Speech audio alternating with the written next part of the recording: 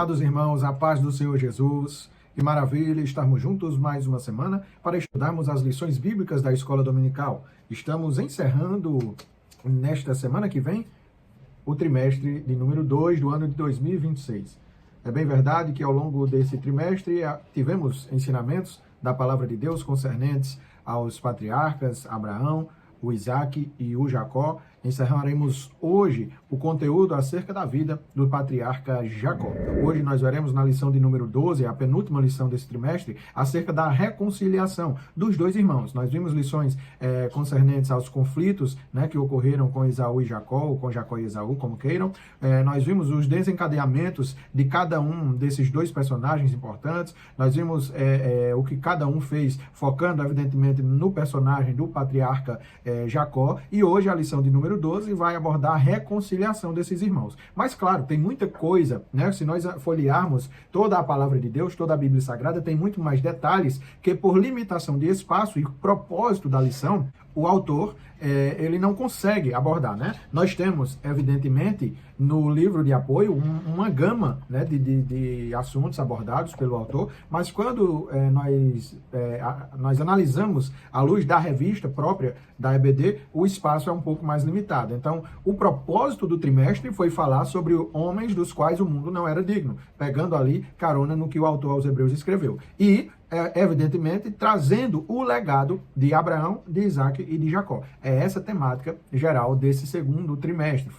Está sendo, e a semana que vem encerrando, se torna a temática geral do segundo trimestre de 2026. Então, feitas essas considerações iniciais, nós temos em mente de que a lição de número 12 vai tratar sobre a reconciliação de Esaú com Jacó. Esses dois irmãos que viviam em conflito, que tiveram ali conflitos, que houve ali engano por parte de um deles, que houve ali um aproveitamento por parte de um deles, Nós veremos que esses irmãos hoje aqui nesta lição, com base na Bíblia Sagrada, com base no texto bíblico, nós veremos que houve a reconciliação. Mas antes de darmos início propriamente à nossa lição de número 12, eu quero pedir que os irmãos possam curtir este vídeo, comentar, compartilhar, e caso não sejam inscritos, inscrevam-se no nosso canal, a Bíblia com o Irmão Nil, para que nós possamos alcançar mais vidas, impactando-as com a palavra de Deus, amém? É uma ajuda importantíssima, para os irmãos é apenas um clique na tela, mas para nós é de grande valia, cada inscrição, cada comentário, cada curtida dos irmãos,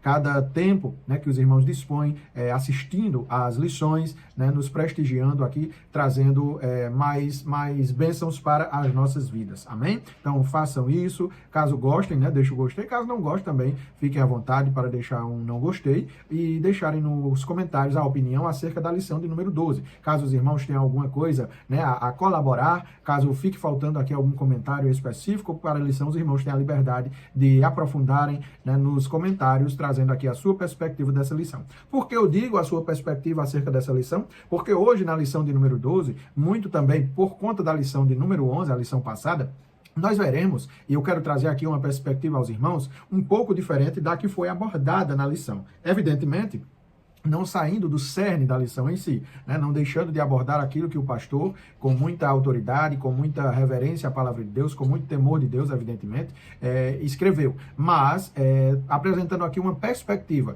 pela Bíblia Sagrada, que é a nossa fonte precípua de informação, que é a nossa regra de fé e prática, é a Bíblia Sagrada, Evidentemente que quando se aborda dentro da lição, há, de certo modo, uma interpretação com base, evidentemente, nas doutrinas, em principal da nossa Assembleia de Deus, a qual nós fazemos parte, a qual a igreja esta, a qual nós professamos, conforme a declaração de fé, conforme os ensinamentos doutrinários. Porém, quando nós analisamos a Bíblia Sagrada, nós podemos perceber algumas nuances que, ao abordar ou ao comparar com a lição, elas não casam, não faz muito sentido a comparação do que a Bíblia apresenta sobre determinada pessoa e o que a lição demonstrou. Eu digo isso em relação a Jacó. Nós vimos na lição passada, na lição de número 11, que tem por título Jacó de enganador a homem de honra. Quando nós trabalhamos isso, e eu tive a oportunidade de compartilhar juntamente com os demais professores da classe, onde eu leciono aqui na Assembleia de Deus, Cabedelo, Paraíba, nós compartilhamos pensamentos iguais,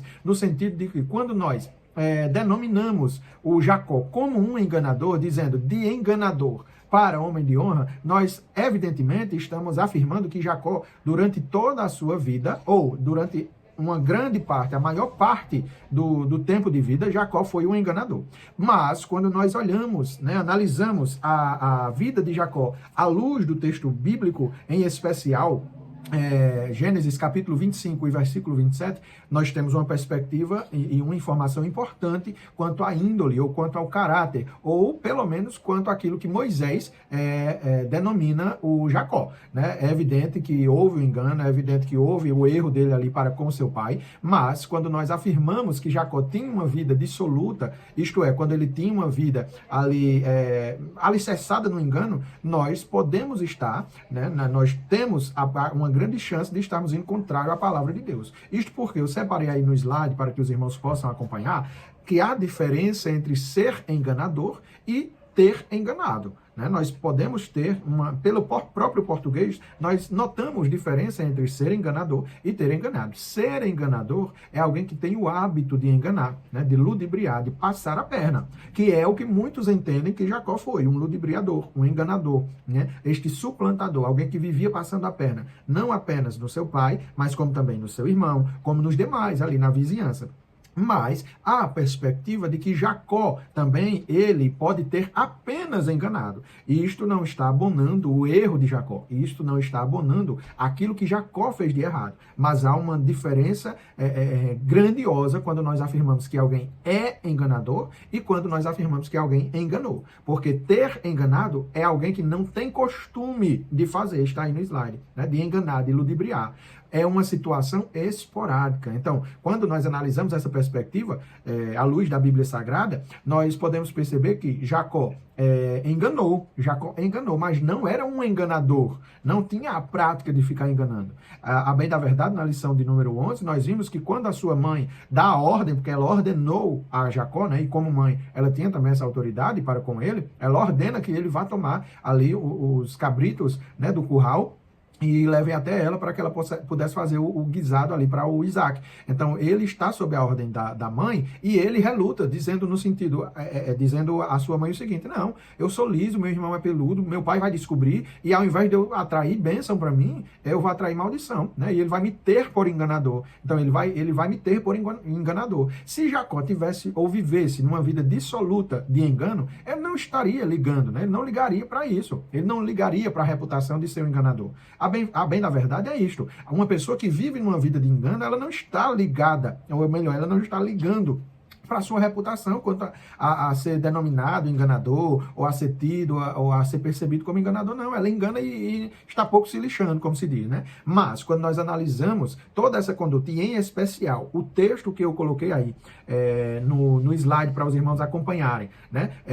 Acerca do que Moisés denominou Jacó, faz toda a diferença. Por quê? Porque em Gênesis 25, 27, nós temos aí, e por isso que eu gosto do idioma original, por isso que eu gosto do hebraico, do grego, porque ele nos traz uma percepção, esses dois idiomas, né, se tratando das traduções bíblicas, eles nos trazem uma percepção a fundo daquilo que o autor quis falar. Né? Porque quando nós lemos na língua portuguesa, Gênesis 25, 27, nós podemos perceber exatamente o seguinte, ó, que Moisés escreve e diz: e cresceram os meninos, né? E Esaú foi varão perito na caça, varão do campo. Isso aqui Moisés estava falando, Moisés, o escritor bíblico, estava falando de Esaú.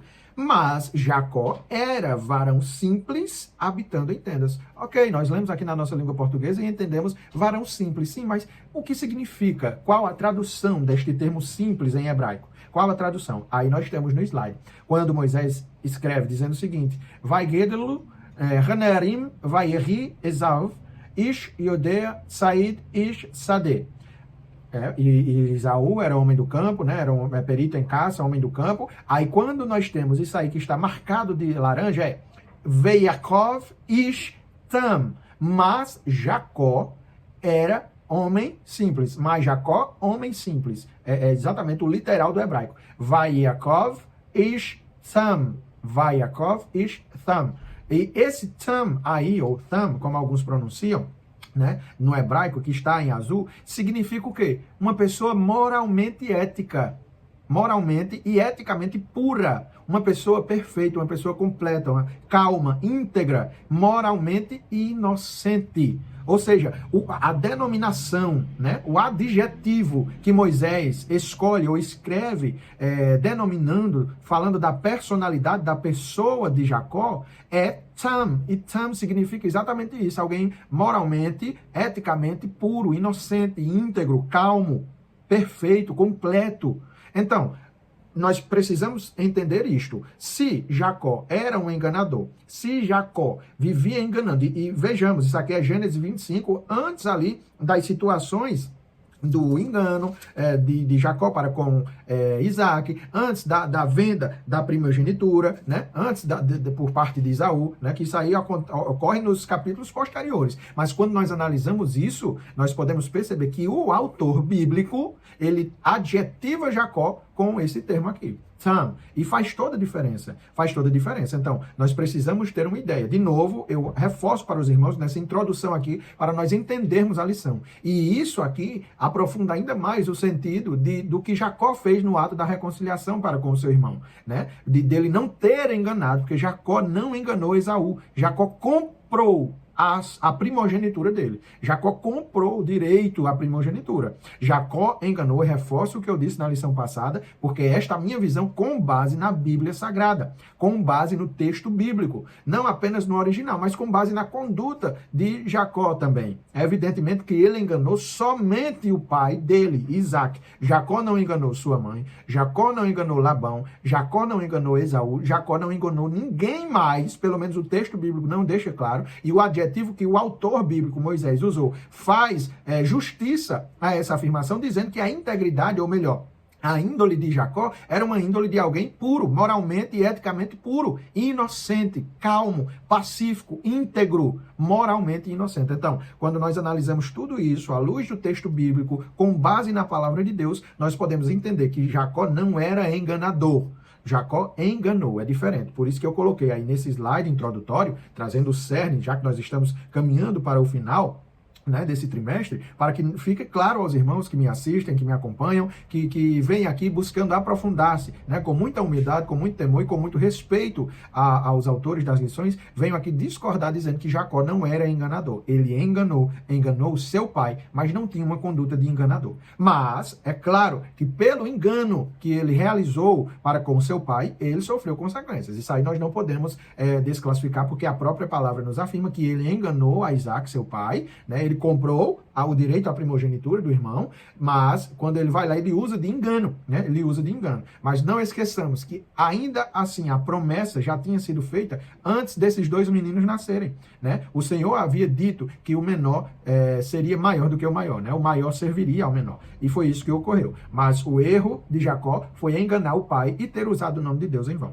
Amém, meus irmãos? Então, é nessa perspectiva que eu quero entrar aqui no cerne da lição de número 12. Porque esta reconciliação ocorreu, mas não porque Jacó enganou a Esaú. Não. Não porque Jacó causou um dano a Esaú no sentido de ter enganado a ele. Não. Ele causou um dano no sentido de ter enganado seu pai e o Esaú sofreu a consequência do que ele profanou, do que ele abriu mão, né, ali por comida, né, pelo prato de lentilhas, pelo guisado vermelho, daí também a nomenclatura do seu nome Edom. Então é dentro dessa perspectiva que nós iniciamos agora, propriamente, os comentários com base na lição de número 12, a lição atual, penúltima lição do trimestre 2 de 2026.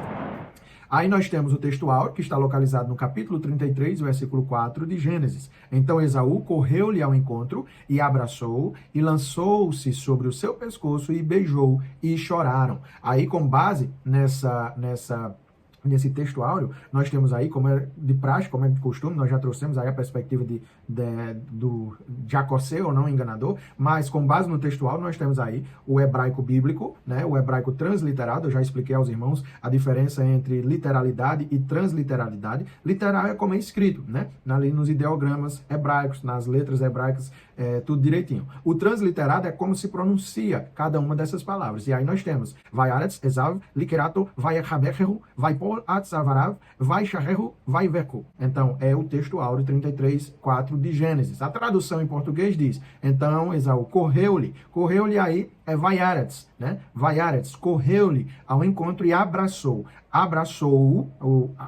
a Jacó, né? Significa aí em hebraico, vai Errabekeru, né? Abraçou. Vai por lançou-se, lançar. Esse lançou-se aí é interessante porque não é um lançar apenas de ir ao encontro da pessoa e se lançar nos braços dela, é um lançar de cair, né? É o lançar esse vai por aí vem da raiz nafal, em hebraico é cair. É cair. A queda, inclusive, esse termo é usado como queda, como cair, né? Se prostrar. Então, quando o Esaú corre ao encontro de Jacó e lança-se, né, ao pescoço dele ali para abraçá-lo, eles caem no chão, né? Eles caem no chão. Imagine a cena, um irmão reencontrando o outro, né, 20 anos depois, e aí eles se abraçam e caem no chão. Então, é o significado de lançou-se, né? E sobre o seu pescoço e beijou aí, vai Shakreu, beijou, né, e o beijou. E vai Vico, choraram. Esse chorar aí é um pranto de alegria, um choro, melhor dizendo,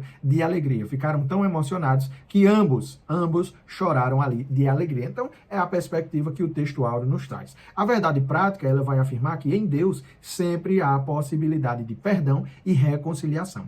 O que eu acho interessante nessa lição de número 12 é que nós podemos ter uma perspectiva, nós já vimos a transformação de Jacó, é evidente que ocorreu essa mudança de vida, de comportamento, né? Nós já vimos que ele não era um enganador nato ali, de ter o hábito de viver enganando, mas ele enganou e precisou ser transformado, e ele mudou de vida, sofreu as consequências, né? Ficando ali as 2 décadas na casa do seu tio Labão, sendo enganado, foi enganado 11 vezes, foi enganado quando não recebeu a Raquel por sua esposa, né? Recebeu a Lia, e foi enganado no sentido do seu salário. 10 vezes o Labão mudou aquilo que era para Jacó receber por salário. Então ele foi enganado, ele passou na pele o engano que ele fez para com o seu pai, né? Dizendo que era seu irmão Esaú, dizendo que o Senhor tinha mandado aquele animal ali como rapidamente, né, para que pudesse preparar o guisado. Então ele sofreu as consequências. Ele enganou, mas não era um enganador assim de ter o hábito de viver enganando. Pelo menos a Bíblia Sagrada não nos mostra. Se há interpretação por parte de alguém, aí tudo bem, e cada um dos irmãos tem a liberdade de pensar que ele vivia enganando, outros podem ter a liberdade também de dizer que ele não vivia enganando. Mas pelo texto bíblico, pelo adjetivo que nós já trouxemos aqui, tam significa exatamente alguém que tem a índole, né, boa, a índole pura, que não é de enganar. Então, a leitura bíblica, evidentemente, vai trazer essa perspectiva no ato da transformação não ter ocorrido somente com a pessoa de Jacó.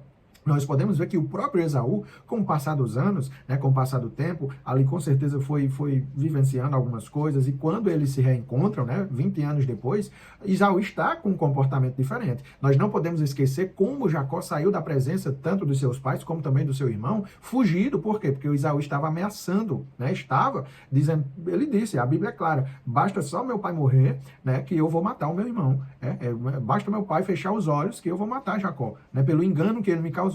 Mas aí quando nós analisamos essa situação aqui de reconciliação, nós podemos ver que toda essa ira, toda essa cólera, toda essa inclinação em vingar-se do seu irmão, né, o Esaú deixou, né? E eu analisando, né, evidentemente a lição, o livro, a revista, lendo a Bíblia Sagrada, estudando, preparando aqui os slides para os irmãos, eu pude analisar que o mesmo que aconteceu com Labão, no sentido de quando ele estava indo, né, contra Jacó, um anjo apareceu-lhe, o Senhor, melhor, falou com ele, dizendo para não fazer nem mal nem bem, ou seja, não fazer nada contra Jacó. O mesmo pode ter acontecido com Esaú, né? E ele ter percebido e ter mudado também de comportamento, né? Porque o que era para terminar numa tragédia, numa questão ali de chacina, de perigo, de morte, de derramamento de sangue, terminou em choro, em reconciliação, em perdão, em abraço, em comunhão. Então, é isso que nós percebemos na lição de número 12. A transformação ocorreu com Jacó, mas também ocorreu com Esaú, né? Não estou aqui afirmando que ele foi salvo, que isso ou aquilo outro. Não, estou dizendo que no ato da reconciliação, essas duas pessoas já demonstravam ter um caráter amadurecido, ter um caráter transformado. É isso que nós, como crentes, precisamos ter, um caráter transformado, perdoador, reconciliado, reconciliador, sabendo que diante de Deus nós precisamos perdoar para que sejamos perdoados. E aí, dentro desse escopo da lição de número 12, nós temos na nossa revista a palavra-chave. A palavra-chave da lição de número 12 é exatamente essa, reconciliação. O texto áureo versa sobre essa palavra também, o cerne ali do texto áureo está no termo reconciliação, reconciliar-se. E a palavra-chave da lição, não à toa, é reconciliação. Quando nós analisamos o termo reconciliação, no hebraico, é kafar. Kafar, se escreve kapar com esse P, mas quando tem aí essa bolinha acima do P, tem um som meio que de F, é como se fosse um F, um PH, né? Rafael, por exemplo. Então, kafar significa exatamente perdão, né? É cobrir um erro, cobrir, não encobrir, né? Não fingir que aconteceu, mas cobrir o erro, né? Cobrir, cancelar uma dívida. E é importante que existe uma comemoração para os judeus até os dias de hoje, que é o Yom Kippur. Yom Kippur, Yom em hebraico é dia, Kippur é perdão, né? O Yom Kippur é o dia do perdão, mas a palavra Kippur, né? Kippur vem exatamente deste termo aqui, kafar, que significa cobrir, né? O dia do cobrimento, o dia do cancelamento da dívida, o dia do perdão, o dia da reconciliação. Então, o termo kafar em hebraico é exatamente esse, quando nós analisamos pela ótica do texto original. Katalegi, né? O katalegê em grego é exatamente o termo usado para designar a reconciliação. E é isso que ocorreu, né? Foi isso, melhor dizendo, que ocorreu com Esaú e com Jacó. Um sentimento de revolta, um sentimento de vingança, um sentimento de homicida, né, que Esaú tinha para com o seu irmão, jurando-o de morte, a ponto de dizer, quando meu pai morrer, eu vou matar ele, mas quando eles se encontram, né, 2 décadas depois, 20 anos depois, o sentimento, houve uma troca nesse sentimento, uma mudança de sentimento. Passou de hostilidade para uma amizade. E amizade não apenas no sentido de amor fraternal de amigos, mas ali eram irmãos, realmente irmãos de sangue, né? E muito mais profundo ainda, sendo gêmeos, né? Irmãos de sangue e gêmeos. Então, esse sentimento ainda foi aflorado, ainda mais, esse sentimento foi aflorado ainda mais no sentido da reconciliação plena desses 2 irmãos. Amém, meus irmãos? Dadas essas considerações, vamos propriamente para o comentário da lição. Chegou o dia em que finalmente Jacó teria que encontrar seu irmão e acertar as contas com ele. Seu coração estava temeroso e ansioso, mas Esaú, ao encontrar Jacó, abraçou e beijou. O inesperado aconteceu. Podemos ver o encontro fraternal entre 2 irmãos que, pela graça de Deus, tomaram atitudes de valor, perdoando um ao outro. Aquele episódio tinha tudo para dar errado e tornar-se uma tragédia, mas o Senhor interveio. Nessa oportunidade, veremos que o encontro de Esaú com Jacó é um exemplo a ser seguido por todos os que tiverem algum tipo de desentendimento com seus familiares ou outras pessoas próximas. Aí nós temos o tópico 1, irmãos em conflito. É um reforço daquilo que nós já vimos, inclusive no tópico das lições anteriores. Os irmãos em conflito, Jacó e Esaú, desde o nascimento ali, viviam em conflito, muito também como resquício da conduta que os pais tiveram para com eles, né? Ali a preferência paterna por Esaú e a preferência materna por Jacó. Então, tudo isso acarretou que esses irmãos vivessem não na unidade familiar, mas, de certo modo, numa separação. Erro este que foi repercutido na família de Jacó. Nós vemos, né, pelo texto bíblico, não vai ser abordado aqui a fundo, mas basta a gente ler, né, inclusive no episódio de José, que é tido aí como esse quarto patriarca, né? No episódio de José só foi vendido porque houve predileção de Jacó para com ele. Então, o erro que o Isaac e a Rebeca cometeram, Jacó também cometeu. E não somente ao filho, né? Ele preferiu, mas ele preferiu inclusive Raquel. É óbvio que foi por ela que ele se apaixonou primeiramente, foi com ela que ele quis casar, foi por ela que ele quis trabalhar 7 anos, né? Para que pagasse ali o dote, tendo em vista que ele não tinha bens para pagar o dote para ela. Mas aí é bem verdade que ele casou-se com Lia, né? E não apenas assim, ele teve mais 2 servas ali, 2 concubinas, né? A serva de Lia e a serva de Raquel, Zilpa e Bila, respectivamente. Mas quando estas 3, né? Lia, Zilpa e Bila lhe geraram filhos, a preferência de Jacó era nítida por Raquel. Basta a gente ver na lição passada, quando ele sai do Val de Jaboque, né? Ali o encontro que ele luta com Deus, tem seu nome mudado, quando ele vai para esse encontro aqui com Esaú, que é o objeto da nossa lição de hoje, ele coloca Raquel por último, né? Tanto ele coloca Raquel como José por último, isto é, ele coloca os filhos das servas e as servas primeiro, coloca Lia depois e os filhos desta, e coloca Raquel por último. porque o pensamento era este. Não, se meu irmão vier contra mim, quiser matar meu povo, quem está por último ainda tem a chance de escapar, né? Então vão mandar. É como no xadrez. No xadrez, os peões, eles estão à frente, né? Mas aí a rainha, o rei, a torre, o cavalo, o bispo, eles ficam para trás, protegidos. É como Jacó tivesse feito isso, né? Colocou ali os filhos das servas, as servas, depois colocou Lia, né, a sua esposa primeira, mas que ele não amava como amava Jacó, ou melhor, como amava Raquel, colocou e deixou Raquel e José por último. Então, houve essa predileção de Jacó, tanto pela esposa, né, tanto pela esposa, como pelos filhos desta, né? Não à toa, tanto José como futuramente o Benjamim são filhos, né, eram filhos de Raquel, né? Então, dentro desse contexto, o erro da predileção ocorreu. E esse conflito, né, dos irmãos, Jacó e Esaú e Jacó, tendo em vista a biologia, né, porque Esaú nasceu primeiro, por isso que ele era o primogênito, ocorreu por conta também desde o ventre, mas por conta também da conduta dos pais, Isaac e Rebeca. Então, quando nós vamos falar de Jacó, e aí eu coloquei no slide, né, tanto a transliteração do nome dele, Yaakov, que nós já vimos que não significa enganador, significa aquele que segura o calcanhar, né, aquele que agarra o calcanhar, só isso. Não diga mais que Jacó significa enganador, porque não significa. Ah, a tradução do nome de Jacó é enganador. Não, mentira. Não fala isso não, irmãos. Não falem mais isso. O nome de Jacó não significa enganador. Significa aquele que segura o calcanhar. E nós já vimos aqui na lição que o adjetivo que Moisés usa para ele, né? Não é de enganador, não. E aí também no hebraico como escreve, né? Já vimos que Jacó lutou com o anjo e essa luta resultou em uma transformação de caráter e em bênção de Deus sobre a sua vida. Esse episódio, em meio a circunstâncias adversas, fez com que Jacó compreendesse que a sua vida e o seu sucesso dependiam somente do Senhor. Nunca foi resultado de seus métodos e habilidades, mas da ajuda, orientação e bênção do Deus de Abraão e Isaac. Em nossa jornada cristã, também não podemos esquecer de que tudo que temos e somos vem do Senhor. Não lutamos fisicamente com os anjos, como fez Jacó, mas podemos lutar por intermédio da persistente oração, do jejum e da adoração, até que vejamos o agir transformador de Deus, né, em nossa vida e na vida de nossos familiares. Então, não é que nós vamos lutar com Deus, como fez Jacó, não. Mas a nossa luta, hoje em dia, tendo em vista que Deus habita em nós, dentro de nós, através do Espírito Santo, a nossa luta é ali, na persistência, na oração, na adoração, no jejum, na guerra espiritual, para estarmos diante de Deus, como Jacó esteve lá no Val de Jaboque, quando lutou com Deus e prevaleceu, né? Não é lutou contra Deus, como nós já vimos na lição passada, mas lutou com Deus, né, e com os príncipes, e prevaleceu, nesse sentido de perseverança. Nós já vimos que o termo ali usado, de lutar com Deus, é perseverar. Então, a nossa persistência,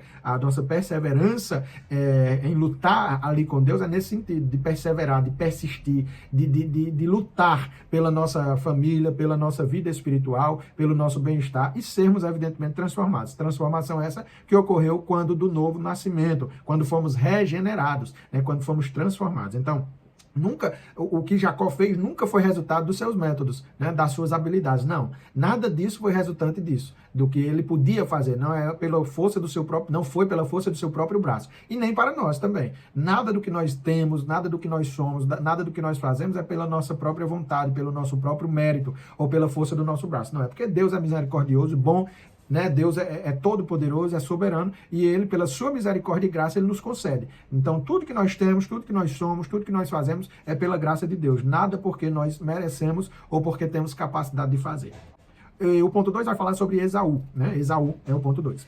Ao que parece, Deus não somente transformou Jacó, mas também, com o passar dos anos, trabalhou no coração de Esaú. Transformar o ser humano, seu caráter, sua personalidade e suas emoções é algo que somente o Criador pode fazer. A religião não tem esse poder. O casamento, por melhor que seja o cônjuge, também não tem, né? O primogênito de Isaac perdeu a sua bênção porque a trocou por um prato de ensopado. Ao ser enganado pelo irmão, Esaú demonstrou raiva intensa e desejo de vingança. Contudo, não parece ter sentido tristeza pelas suas escolhas pecaminosas. O filho predileto de Isaac enfrentou as difíceis consequências de suas equivocadas escolhas, mas agora ele desejava resolver as diferenças com o irmão de forma pacífica. No entanto, precisamos ressaltar que a atitude misteriosa ou amistosa de Esaú foi a resposta de Deus à oração de Jacó. É interessante isso, porque eu já falei. Por isso que eu comento no início, por isso que eu antecipo no início os comentários, seja do texto áureo, trazendo uma introdução, né, à lição. Porque quando nós analisamos a conduta de Esaú para com Jacó, nós podemos ver uma mudança. Nós podemos ver uma perspectiva nova de caráter. Ou pelo menos ali naquele momento, Esaú parecia ser um novo homem, um homem mais calmo, um homem mais solícito, um homem mais temperado, né, neste sentido de ter ali a temperança, a longanimidade, um domínio próprio, né? Que eu já reforcei que o intuito dele antigamente era matar o irmão. Quando o pai morresse, né? Mas ali naquele encontro era um novo Esaú, por que não dizermos assim, né? Não estou dizendo que Esaú foi salvo ou detentor das promessas, não, o Jacó foi o detentor das promessas, mas a verdade é que não pode ser negada que Esaú agiu de maneira pacífica, ele quem vai ao encontro ali de Jacó, no sentido de correr ao encontro do seu irmão e abraçá-lo e lançar-se sobre o pescoço de Jacó, e abraçaram-se e caíram, né, e choraram, choraram de alegria. Então, tanto era um novo Jacó, como também um novo Esaú, né? O texto bíblico nos deixa isso implícito, desse novo Esaú, ali naquela conduta de reconciliação com seu irmão Jacó. E aí nós temos também a Raquel, né, que é uma das personagens desse contexto aí, porque nessa reconciliação ocorre exatamente o que eu já falei, né? A deixada dos filhos das servas, as servas Lia irem na frente e Raquel e José ficarem atrás. É interessante ressaltar que Jacó colocou as servas e seus filhos à frente, depois Léia e seus filhos. Porém, sua amada Raquel e seu amado filho José colocou por último, em uma tentativa de protegê-los. Essa maneira de agir de Jacó certamente causava ciúmes e divisões entre as famílias. Para que a disfunção familiar não seja uma realidade, é preciso que os cônjuges, isto é, os pais, tenham atenção ao modo como os relacionamentos familiares são construídos. Toda a forma de predileção deve ser evitada para que tenhamos uma família funcional. Então é este o cuidado que nós devemos ter, né? Tem um filho, evidentemente só ele ama o filho, cuida do filho, mas tendo cuidado, evidentemente, né? Na dosagem, né? Do amor, da correção, enfim. Tem 2 filhos, tem cuidado, não tenha predileção por um apenas. Ou melhor, se tem ali uma inclinação por gostar de mais de um filho, mas não deixe escancarado que gosta mais de A e despreza a B. Não faça isso, né? Esse negócio de fulaninho a ovelha negra da família, não. Isso é investida de Satanás para desestruturar a família, o amor que deve ser recíproco, o amor que deve ser uniforme, né? O amor que deve ser unânime para todos, bem distribuído para todos, né? Deus não faz acepção de pessoas, e Deus, que é Deus, não faz acepção de pessoas, né? Imagine nós que somos falhos, que somos pecadores, aí é que não devemos fazer acepções também de pessoas, né? Acepção de pessoas. Nós devemos ter esse cuidado. Pais, tenham cuidado em amar os filhos na mesma dosagem, né? Aqui o nosso pastor, ele costuma dizer isso, né? Se der um brinquedo para um filho, dê para o outro. Se der uma roupa para um filho, dê a mesma para o outro. Se der uma sandália para um filho, dê para o outro. Tratando todos da mesma maneira, para evitar esse tipo de predileção e uma desestruturação na família. Amém? O encontro entre Jacó e Esaú é o tópico de número 2. Deus entra em ação. Jacó ficou angustiado, com o coração cheio de temor. Quando viu o rosto do irmão, que de perto deixou seu pequeno grupo para trás, adiantou-se e inclinou-se à terra 7 vezes, até que chegou a seu irmão. Àquela altura, pela bondade e intervenção de Deus, as incertezas e o medo já haviam se dissipado. Jacó tomou a iniciativa de ir em direção a Esaú e, em atitude de humildade, não se inclinou apenas uma vez ou 2 vezes, como era comum, né, naquela cultura, mas inclinou-se 7 vezes. A humildade tem poder para dissipar a ira e nos conceder paz, vitória e descanso. Por isso, Jesus nos convida a aprendermos com ele, que é manso e humilde de coração. É uma grande realidade deste ato de reconciliação. Nós vimos que, embora Jacó não tenha enganado seu irmão, porque ele comprou ali o direito de primogenitura, né? Ele ofertou. É tanto que o autor aos Hebreus vai demonstrar essa mesma visão, dizendo que quem profanou a primogenitura foi Esaú, né? Foi Esaú quem profanou a primogenitura, desfazendo dela ali por comida, por alimento. Mas quando nós vemos essa perspectiva do que Jacó faz também ali, demonstrando humilhação, demonstrando resignação, né, demonstrando ali humildade diante do seu irmão, tanto que a tratativa, né, que ele tem para com o Esaú é exatamente de chamar meu senhor ele. É evidente que Esaú era mais velho do que Jacó. Embora gêmeos, Esaú nasceu primeiro. Mas aí ele diz, aqui estou, meu Senhor, e se inclina ali, se prostra, né, 7 vezes, se inclina diante dele, demonstrando essa humildade, demonstrando essa humilhação, né? E aí há o diálogo entre os 2 irmãos, que nós veremos em tópicos futuros. Mas essa humildade, esta humilhação de Jacó para com o seu irmão Esaú é um exemplo para nós, que devemos nos humilhar, né? Nos humilhar, mesmo quando nós estivermos certos, mesmo quando nós estivermos corretos, o melhor é termos humildade, o melhor é nos prostrarmos. E a Bíblia nos ensina que nós devemos nos humilhar sob ou debaixo da potente mão de Deus, né? E ao seu tempo ele nos exaltará, né? Ao seu tempo ele nos exaltará. A Bíblia também diz que aqueles que se humilham, né, debaixo da mão de Deus, debaixo da potente mão do Senhor, aqueles que se humilham perante o Senhor, serão exaltados, mas aqueles que se exaltam serão abatidos. O Senhor é justo, o Senhor é soberano e Ele conhece cada coração. Então a humildade tem poder para dissipar a ira e nos conceder paz, vitória e descanso. O ponto 2 vai falar sobre o abraço, né? Esaú abraça e beija Jacó. Nós vimos os dois termos em hebraico, abraçar e beijar. Não temos dúvida de que a mão de Deus se moveu entre os dois irmãos. Certamente o Altíssimo já estava trabalhando os sentimentos de Esaú e que, ao ver seu irmão vir ao seu encontro, com tanta humildade, inclinou-se ao chão, né? Inclinou-se ao chão inúmeras vezes. Toda a sua ira, mágoa ou cólera contra Jacó não tiveram mais lugar. Somente Deus poderia promover tão grande reconciliação, pois segundo afirma o escritor de Provérbios, o irmão ofendido é mais difícil de conquistar do que uma cidade forte, e as contendas são como ferrolhos de um palácio. Então é isso. Havia esse sentimento, né? Esse remorso, essa mágoa dentro do irmão, do Esaú, né? E a Bíblia vai trazer o Provérbios 18, 19, o irmão ofendido é mais difícil de conquistar do que uma cidade forte. Imagina aí a dificuldade, né? De alguém que foi ofendido, de reconciliar-se. Então, foi a mão de Deus, evidentemente. E aí, nós podemos pensar na perspectiva daquilo que o Jacó fala com Deus, né? Dizendo que não vou deixar subir até que dê a minha bênção, né? Até que me abençoe. Que bênção foi essa que Jacó pediu? Né? Que bênção foi essa que Jacó requereu do Senhor? Né? Dizendo, porque antes, já lá em Betel, na visão que ele tem, no sonho, ele recebeu, né, do Senhor as bênçãos, as promessas. Porém, qual foi essa bênção que ele pediu? Né? Faz-nos imaginar que ele pode ter pedido exatamente que esse reencontro, né, com seu irmão fosse pacífico. Ele pode ter pedido para o Senhor aplacar a ira do coração de Esaú. Né? A lição nos trouxe essa perspectiva e que, de fato, faz todo sentido. Né? Porque não faz sentido Jacó pedir outras bênçãos, tendo em vista que Deus já tinha falado com ele, né, das bênçãos que daria a ele. Então, faz muito sentido que Jacó tenha pedido, requerido ao Senhor a bênção de quando ocorresse esse encontro com o seu irmão, ou fosse um encontro pacífico, um encontro amoroso, um encontro de reconciliação. Né? Faz todo sentido, eu concordo plenamente. Amém? Então, não temos dúvida que foi a mão de Deus agindo aí nesse encontro de reconciliação, nesse encontro de perdão. O ponto 3 vai falar exatamente sobre o perdão verdadeiro. Houve, de fato, arrependimento e perdão entre os irmãos. Podemos afirmar que o inimigo desejou a morte de Jacó e, assim, a quebra da promessa divina a Abraão. Porém, né, ele foi envergonhado e o nome de Deus, do Deus de Abraão, foi glorificado, como sempre, né?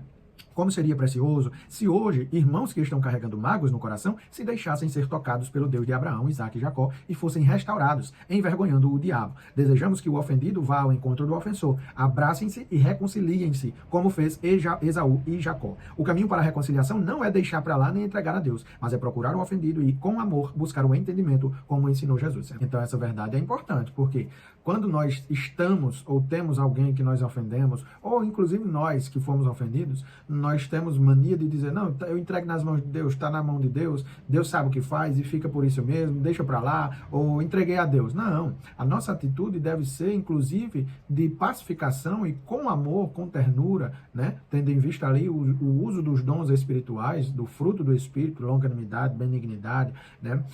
Gozo, paz, alegria, amor. Tendo em vista tudo isso, esse domínio próprio, nós devemos ter em mente que não é entregar a Deus, não é deixar para lá, não. Nós devemos ir até a pessoa, perdoar se foi causado a nós, e muito mais quando nós causamos a alguém, nós devemos ir até a pessoa, reconhecendo, né, buscar a reconciliação, buscar o perdão. Né? A Bíblia diz que aquele que confessa e deixa, alcança misericórdia, mas aquele que encobre, né, o pecado, o erro, e não confessa, evidentemente, ele não prosperará jamais. E essa prosperidade aqui não é no sentido financeiro, não, é em tudo na vida, né? Basta nós lermos o Salmo de número 1 para entendermos que tipo de prosperidade é essa. Então, se nós erramos, nós devemos ter a iniciativa de buscar alguém, de buscar o ofendido, né, ao qual nós ofendemos, e buscar essa reconciliação, buscarmos esse perdão. Mas, mesmo se não formos nós, se nós tivermos a oportunidade de termos um encontro com quem nos ofendeu, nós também devemos perdoar, nós devemos abrir mão, nós devemos dar o braço a torcer, né, como existe essa frase, e nos reconciliarmos, porque é assim que o Senhor nos ensinou. Foi isso que Ele fez por nós, inclusive, né, e é isso que Ele ensina quando Ele diz que aquele que tem alguma coisa contra seu irmão, mas quer dar uma simples oferta, essa oferta não é recebida. Ele diz, antes, deixa a tua oferta no pé do altar, vai a teu irmão, reconcilia-te, né? E aí volta e dá a tua oferta. Então, em outras palavras, Jesus está dizendo, não adianta você fazer a obra, não adianta você ser crente, se dizer crente, não adianta ir para a igreja e ir para o culto, se tem uma questão não resolvida com o seu irmão, com o seu vizinho, com o seu parente, com a sua mãe, com o seu pai, com os seus filhos, vá, peça perdão, se reconcilie e em nome de Jesus sejam transformados e vivam em paz. E aí sim, servindo a Deus com alegria. Amém, meus irmãos? E o último tópico da nossa lição, de número 12, vai falar sobre a família de Jacó que segue o seu caminho. Os irmãos se separam. Depois do encontro e do perdão entre os irmãos, Esaú voltou para Seir e Jacó foi para a cidade de Sucote, que significa abrigo, e estabeleceu sua casa ali. Aprendemos com esse vídeo que perdoar não significa andar novamente junto. Pode haver perdão sincero, mas cada um segue o seu caminho e o seu propósito com Deus. O que não podemos é guardar rancor, ressentimento em nosso coração. Segundo Efésios 4:32, devemos perdoar como também Deus em Cristo nos perdoou. É isso. Alguns não liberam perdão porque acham que o perdão deve ser dado e continuar a mesma coisa, tendo o mesmo convívio. Não, perdão não é isso. Perdão não é restabelecimento de conduta, de convívio, de relacionamento. Não, perdão é a liberação de algo que é o perdão, de algo tanto no sentido direto, como no sentido também indireto, no retorno, né? Porque quem perdoa, ele tanto perdoa, como também é abençoado no ato do perdão. Então, o perdão não é voltar à estaca zero, onde se tinha relacionamento. Aqui, eu costumei ouvir, né, da minha mãe, do meu pai, das minhas avós, que perdoar alguém não é, depois que perdoar, tá com o braço pendurado no pescoço. Não, você é meu irmão, você é meu amigo. Não, perdoar não é isso. Perdoar é você exercer o perdão, né, de misericórdia, tratar alguém com misericórdia, trocar de hostilidade para a amizade, né, cobrir o pecado, tendo em vista o significado, né, de kafar, que a gente viu aqui, que é cobrir a dívida de alguém, cobrir a dívida e aí sim continuar a vida, né? Foi o que ocorreu com Esaú e Jacó. Se perdoaram, se reconciliaram, mas cada um seguiu o seu caminho. Esaú foi para Seir, ali na atual Jordânia, né? E o Jacó, ele ficou ali também na atual Jordânia, que é Sucote, que Sucote significa exatamente abrigo ou tendas, né? Por isso que a festa das tendas, dos tabernáculos, em hebraico é Sucote. Então, ficava ali perto, inclusive, do rio Jaboque, onde tem o val do Jaboque, que é um rio, né, que eles passaram. Então, o Jacó ficou por ali e ficou por isso mesmo, mas cada um seguiu o seu caminho, porém, perdoados, né, reconciliados diante de Deus. Jacó não retorna para a casa de seu pai. Deus havia ordenado que Jacó retornasse para a casa de seu pai, Isaac. Não sabemos o porquê, mas ele não cumpriu essa determinação divina e instalou-se em Siquém. Sua decisão e escolha teria consequências ruins, que foram reveladas mais tarde. Façamos o que o Senhor nos pediu para fazer, pois ele é soberano e conhece todas as coisas. Exatamente o que eu acabei de apresentar, né? Houve a separação dos irmãos, Esaú foi para Seir, ali as montanhas de Seir,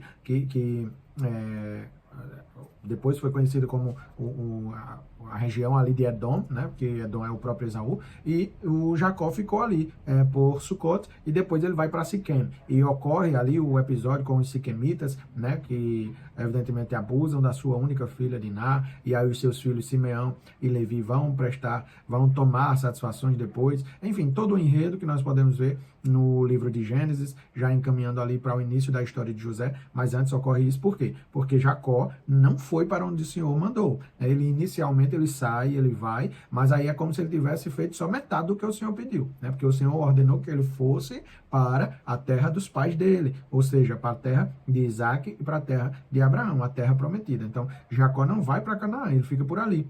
Ele fica em Siquém. E essas consequências da conduta, da decisão dele ter ficado por ali, essas consequências vêm. O episódio que eu citei agora, né, do ocorrido com a sua filha Diná, né, a única filha mulher que ele teve, né, ocorre, e são consequências da escolha errada que ele fez em ficar naquele lugar, né, sem seguir a ordenança do Senhor.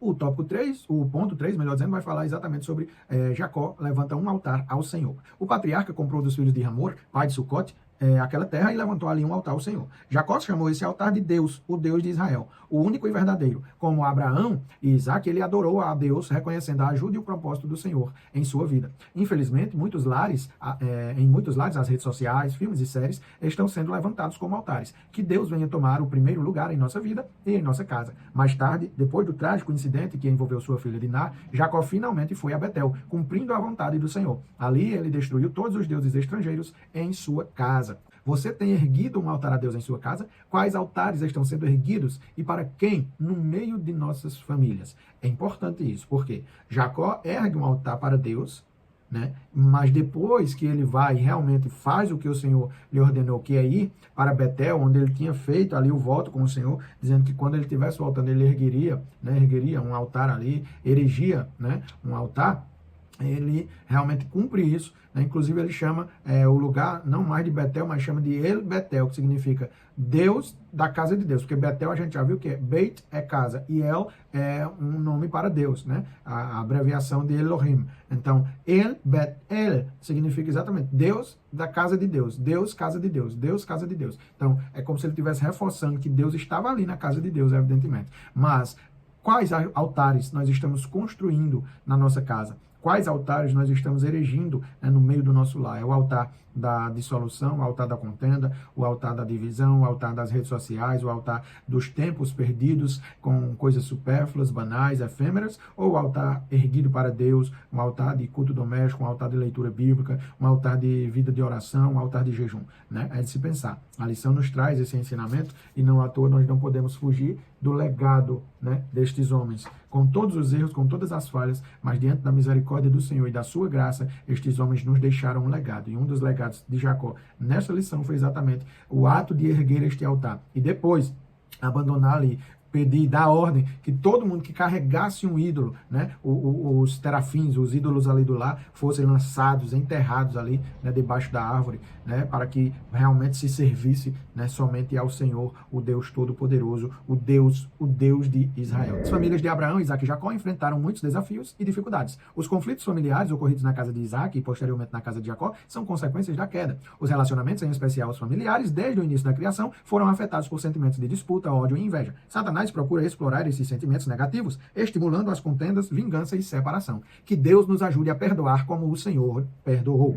É isso, meus irmãos. A ajuda que nós temos do Senhor é imprescindível. Assim como ele afirmou em João 15, sem ele, nós nada podemos fazer. Clamemos ao Senhor pelo seu auxílio, para que ele nos estenda a mão pela sua graça e misericórdia e nos ajude a ter uma conduta semelhante à de Jacó, erguendo altares de louvor ao Deus Todo-Poderoso, ao Deus de Abraão, de Isaac e de Jacó. Amém?